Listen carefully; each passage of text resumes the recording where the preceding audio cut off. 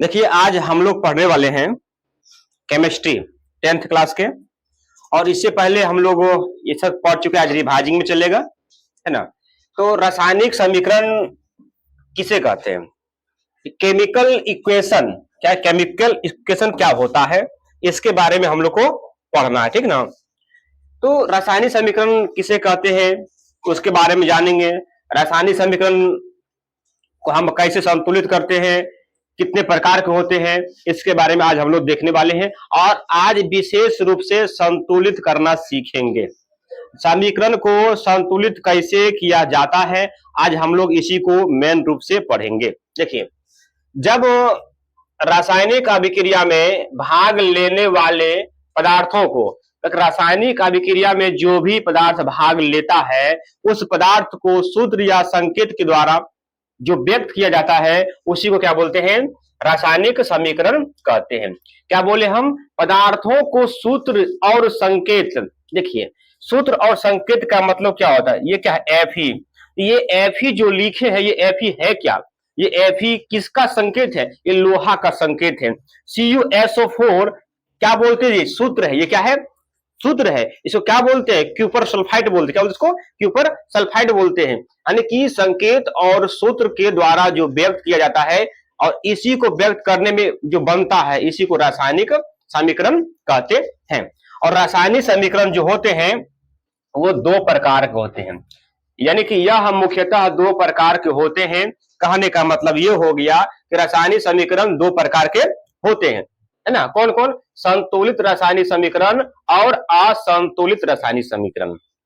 तो संतुलित रासायनिक समीकरण किसको कहते हैं समझना है, बैलेंस्ड केमिकल इक्वेशन।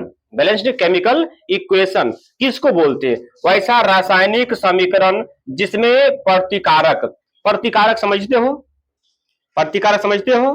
प्रतिकारक का मतलब ये होता है, जो हमारे दो हाथ हैं, एक बायां और एक दायां।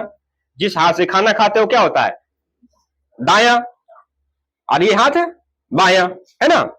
तो जिधर बायां हाथ हो, जिधर बायां हाथ हो उसको बोलते हैं प्रतिकारक।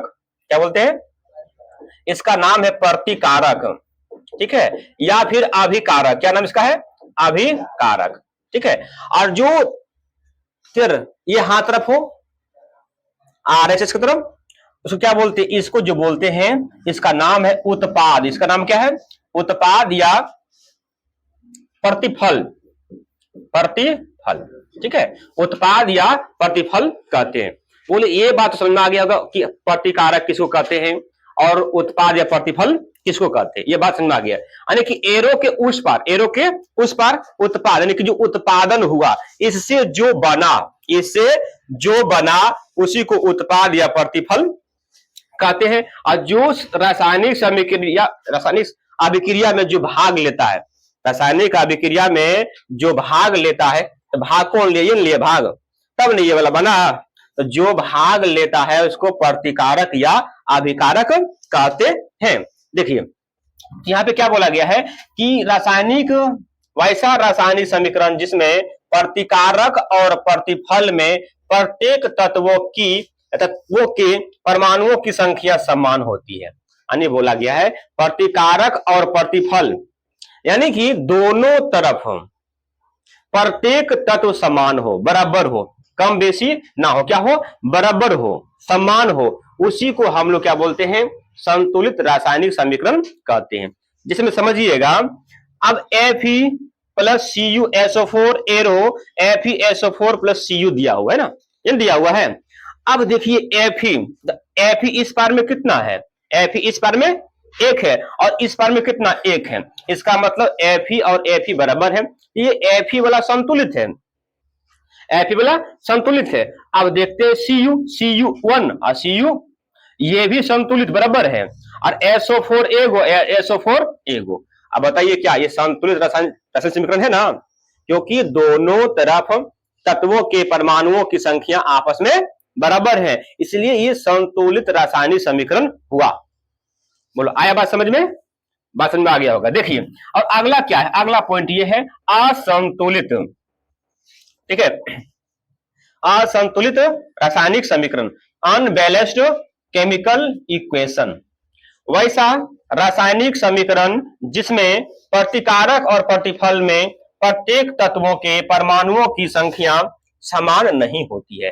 कहने का मतलब ये हो गया कि यानी कि वैसा रासायनिक समीकरण जिसमें दोनों तरफ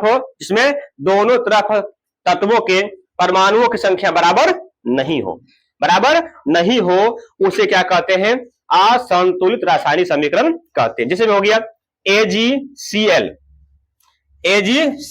सिल्वर क्लोराइड, यानी कि इधर क्या हो गया Ag और हो गया Cl2। ध्यान दीजिएगा, ये Ag के वो 1, इधर भी Ag क्या 1, यानी कि Ag वाला बराबर है और Cl कितने इधर है 1, Cl कितने हैं 1 है, इधर Cl कितने हैं 2 है, इधर Cl1 और इधर Cl2, क्या दोनों आपस में बराबर हैं?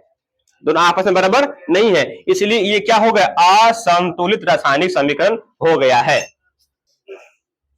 देखिए अब हम यहां तक पढ़ चुके हैं, इसका आगे हम लोग देखते हैं।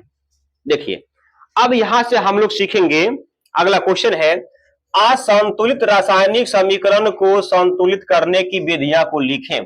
तो समझिएगा, यानी कि समीकरण जो असंतुलित है, बराबर नहीं है, तो संतुलित करने के लिए कितनी विधि होती है? तो संतुलित करने के लिए 3 विधि है, मेन रूप से 3 विधि है ना, लेकिन हम लोग ज्यादातर पढ़ेंगे अनुमान विधि को। क्या पढ़ेंगे हम लोग? अनुमान विधि को पढ़ेंगे और बीजगणितीय विधि पढ़ेंगे और आंशिक विधि भी पढ़ेंगे, लेकिन आज हम लोग अनुमान विधि को ही सिर्फ सॉल्व करेंगे और अगला वीडियो में बीजगणितीय विधि और आंशिक विधि चलेगा। लेकिन आज हम लोग क्या पढ़ेंगे?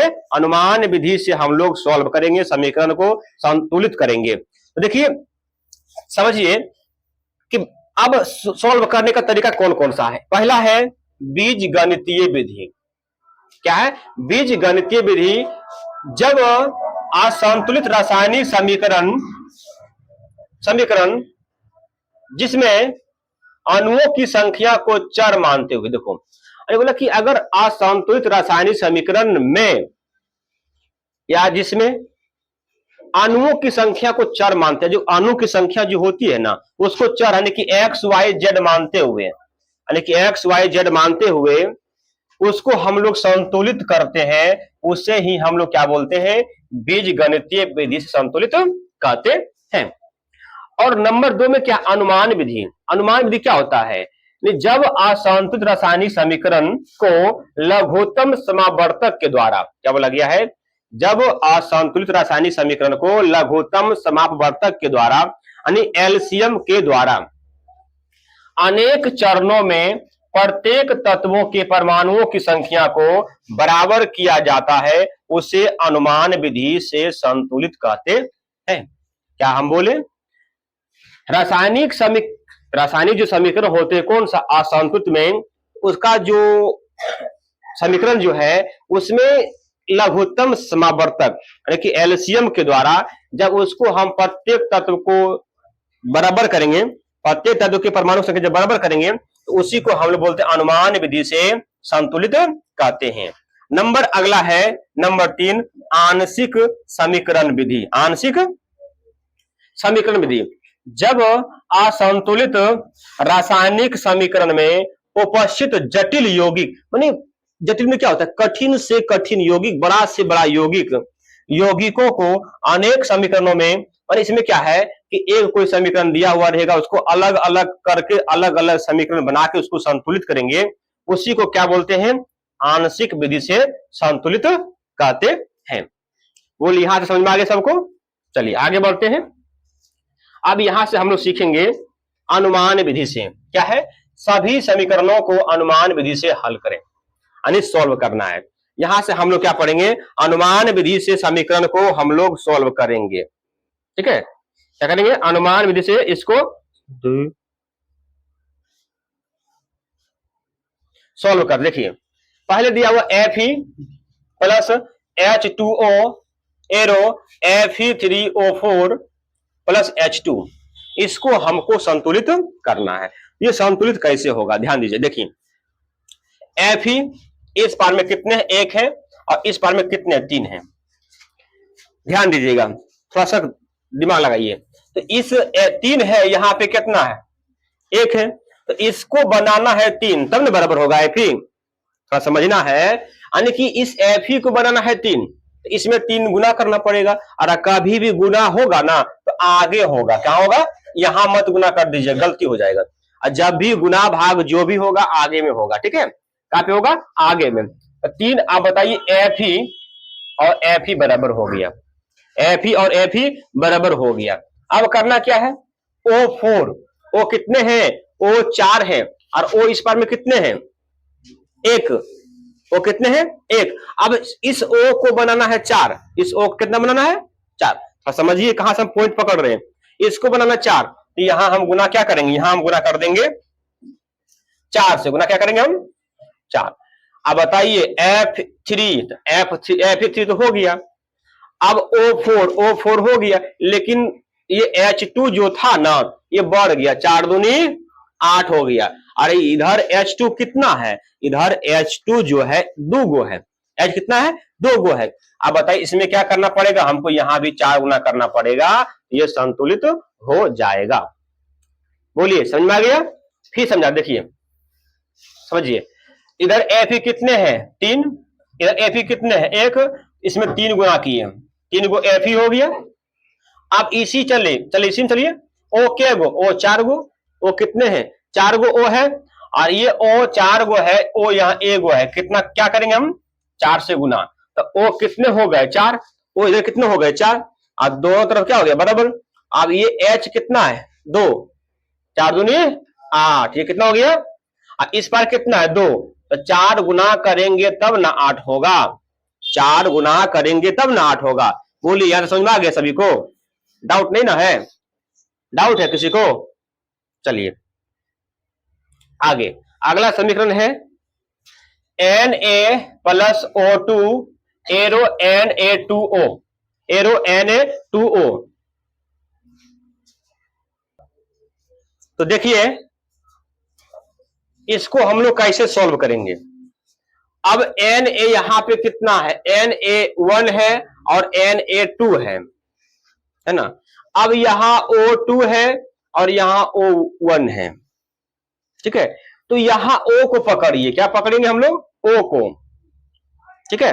अब O को पकड़े, O 2 गो है, O यहां 1 गो है, तो यहां पे हम 2 गुना करेंगे, यहां पे हम क्या करेंगे, 2, तो O हो गया 2 गो, यहां भी हो गया 2, यानी कि O हो गया संतुलित। लेकिन Na क्या गो, 2 दूनी 4, कितने हो गया, 4 हो गया, Na 2 दूनी 4, और यहां गुना कर दिए 4 से, ये समीकरण क्या हो गया, संतुलित हो गया, ठीक है। आया समझ में, चलो आगे हम चलते हैं। अगला क्या है, देखिए Mg plus O2 arrow MgO, ये ना है। अब ध्यान दीजिए, इसमें किसको पकड़ना है, O2 को, तो O 2 गो है, O 1 गो है, 2 से गुना करेंगे हम, तो A कितना हो गया, O हो गया 2 गो और Mg भी हो गया 2 गो, तो O तो बराबर हो गया, लेकिन Mg हो गया 2 गो, और यहां गुना कर देंगे हम 2 से, क्या हो गया, 2 Mg, दोनों तरफ ये क्या हो गया, बैलेंस्ड हो गया, संतुलित हो गया है, ठीक ना। चलते नेक्स्ट क्वेश्चन की, और नेक्स्ट में क्या है, देखिए नेक्स्ट में यह है कि H2S plus O2 arrow SO2 plus H2O। देखिए अब यहां ध्यान दीजिए, थोड़ा सा इसे थोड़ा दिमाग लगाना पड़ेगा तब बनेगा। चलिए हम इसको H2 और H2 तो बराबर है, S भी बराबर S भी बराबर है, लेकिन O 2 गो और यहाँ 3 गो, और इधर 2 गो है, 2 गो और 1 गो 3 गो हुआ ना इस पार में, और इस पार में 2 ही गो है। अब दिमाग लगाइए, अब इसको बनाना कितना, अब यहां गुना कीजिए 2 से, तो 2 गो O और 2 गो O, 4 गो, 4 गो हो गया ना। अब 4 गुना किए, ध्यान दीजिए, जो 4 गुना किए 4 हो गया ये। अब इसको हम कर 2 से, ये हो गया 4 गो, अरे इधर O है ना 2 गो और 2 गो 4 गो, आई हो गया 4 गो, चलिए अच्छी बात है। लेकिन S 1 गो और S 1 गो संतुलित है, लेकिन O 2 गो और 2 गो 4 तो है ही है ना, लेकिन H क्या हो गया, 4 गो, H क्या हो गया, H हो गया 4 गो, गड़बड़ वाली बात है। अब करना क्या पड़ेगा, फिर दिमाग लगाओ, कुछ न कुछ एक्स्ट्रा दिमाग लगाएंगे, नहीं संतुलित हो तो देखो चलिए अब यहां हम गुना करते हैं 3 से, या फिर इसमें करते हैं 2 से, ठीक है। तो 2 दूनी 4, ऐसा नहीं होगा, यहां गुना करना पड़ेगा। यहां गुना किया हम 2 से, ये कितना हो गया 8, ओ 2 गो और ओ 2 गो 4 गो, यहां कर दे 2 से, बराबर हो गया। चलिए लेकिन कुछ अंतर हो गया है। कुछ क्या अंतर हुआ? एस एगो ओ 2 गो। अब यहाँ हाइड्रोजन हो गया कितना? हाइड्रोजन कितना हो गया? 4 गो। तो हाइड्रोजन 4 बनाए, 2 से गुना करेंगे हम, यहाँ पे 2 से गुना करेंगे तो हाइड्रोजन हो गया 4 गो। लेकिन एक प्रक्रिया फिर गलत हो गया भाई। क्या गलत हो गया? अब एस हो गया 2 गो, तो एस को कीजिए 2, एस के 2। अब ओ फिर बढ़ गया, 2 दूनी 4 और 4 और 2 6। अब बताइए इसको अगर हम 3 से गुना कर देते हैं, क्या समीकरण संतुलित नहीं होगा? देखिए सही से, ध्यान से। अब देखिए, चेक कीजिए, 4 गो हाइड्रोजन, तो 4 गो हाइड्रोजन है ना। फिर देखिए 2 गो सल्फर, 2 गो सल्फर, बराबर। और 6 गो ऑक्सीजन, तो 2 दूनी 4 गो और 2 6 गो ऑक्सीजन, बराबर है। संतुलित हो गया है, हो गया ना। तो ये समझ में आप लोगों को आ गया होगा। अब आगे बढ़ते हैं, आगे समस्या क्या है देखिए। आगे समस्या ये है, CO2 plus Na, CO2 plus Na arrow Na2CO3 plus C। ध्यान दीजिए, अब इसमें Na को 2 बनाइए, अब इसको O को क्या करना है? O को अगर जो भी मान लिया जाए C को करते हैं 2 गो C है, यहां हम 2 दिए ना। अब O हो गया 2 दूनी 4 गो। अब O यहाँ कितना है? 3 गो। ये तो गलत है भाई, सारा सारी गलत है। अब करेंगे क्या? अब देखिए दिमाग लगाइए, इसको बनाइए कुछ सम संख्या, क्या रखिए 2 रख देते हैं। 3 दूनी कितना हो गया?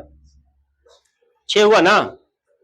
अब इसको O को बना दिए हम 6, यहां बनाइए 6, तो 3 से गुना करेंगे हम यहाँ पे, तब नहीं होगा। ये 3 दूनी 6।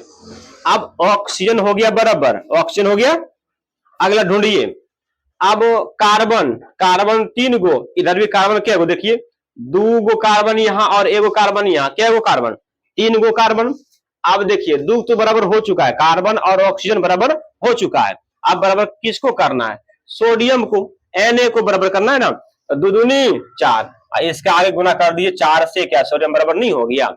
तो दोनों तरफ क्या हो गया? संतुलित हो गया है।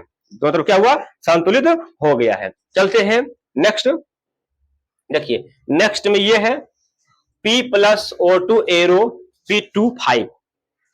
ध्यान दीजिए, ये 5 है ना, O 5 है, तो विषम में इसको सम बनाना पड़ेगा, तो 2 से गुना कीजिए। चलिए 2 से गुना कर दिए, तो ऑक्सीजन 5 दूनी 10, ऑक्सीजन 5 दूनी 10। अब ऑक्सीजन को 10 बनाइए 5 से गुना, ऑक्सीजन को 10 बनाइए 5 से गुना, 5 दूनी 10। लेकिन फास्फोरस कितना हो गया?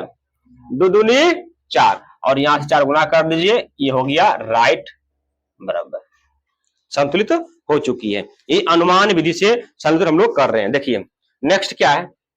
नेक्स्ट ये है, ये तो बताए थे ना, बताए थे ना, डबल है, डबल है, ये है डबल है, तो FeH तो हो या शुरू में, ये तो डबल है क्वेश्चन। देखिए अब यहां हम लोग चलेंगे HClO2 एरो Cl2H2O। ध्यान दीजिए, अब यहां से हम लोग को करना क्या है? O2 2 है, किसी को कॉमन, किसी को पकड़ लीजिए, बन जाएगा। O2 2 है और वो यहाँ 1 है, यहाँ 2 गुना कीजिए, 2 गुना कर दिए। अब O संतुलित, दोनों साइड O जो है संतुलित हो गया। O क्या हुआ? संतुलित हो गया। लेकिन हाइड्रोजन बढ़ गया, 2 दूनी 4, और इधर हाइड्रोजन कितना है? 1 ना, तो यहां 4 से गुना करना पड़ेगा, तो हाइड्रोजन भी बराबर हो गया। लेकिन क्लोरीन हो गया 4 गो, और क्लोरीन इधर कितना है? 2 गो, यहां गुना करना पड़ेगा 2 से, 2 दूनी 4, तो दोनों साइड क्या हो गया? बराबर हो गया है। क्लियर है? देखें, चलिए नेक्स्ट। अब नेक्स्ट में हम लोग नेक्स्ट टाइम पढ़ेंगे, है ना, नेक्स्ट वीडियो में। तो आज यहीं तक रहेगा।